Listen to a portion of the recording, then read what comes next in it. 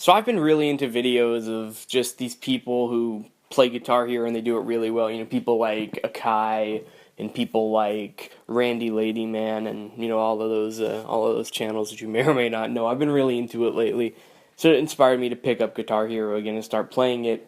And I realized something about Guitar Hero that I never really realized before, which is it's essentially the same sort of gameplay style. It's essentially the same what is the word? Like, same type of game as Tony Hawk Pro Skater, like the Pro Skater series.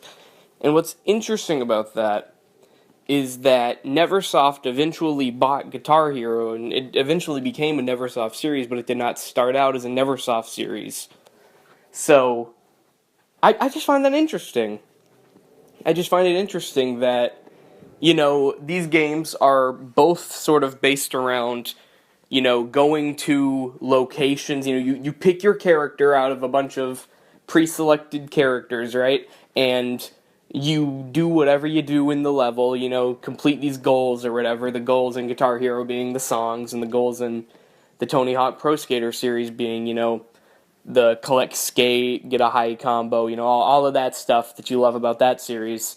But the reward system and the actual sort of progression system, the rewards, all of that, very similar to the Tony Hawk series and the Guitar Hero games.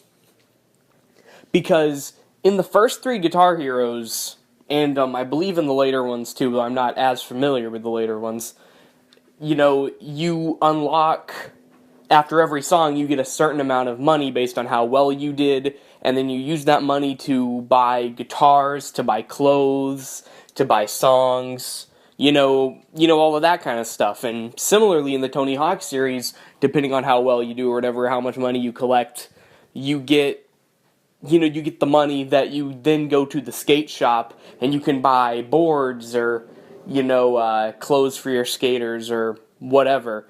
So the progression system of doing sort of this tasks, right?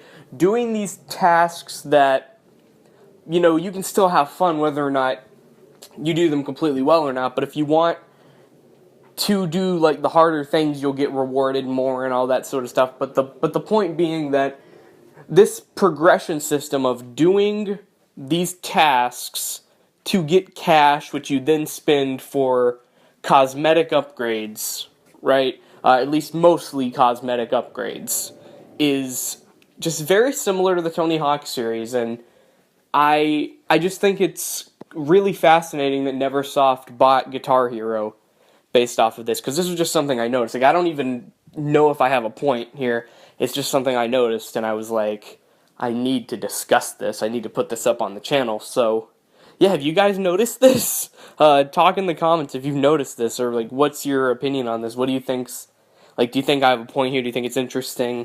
Do you think that this is stupid? Like, what? Just comment below, and let's have a discussion about this, because Guitar Hero games are great games, and the Tony Hawk games are even better. So, let's just get a discussion going about these classics, because they need it.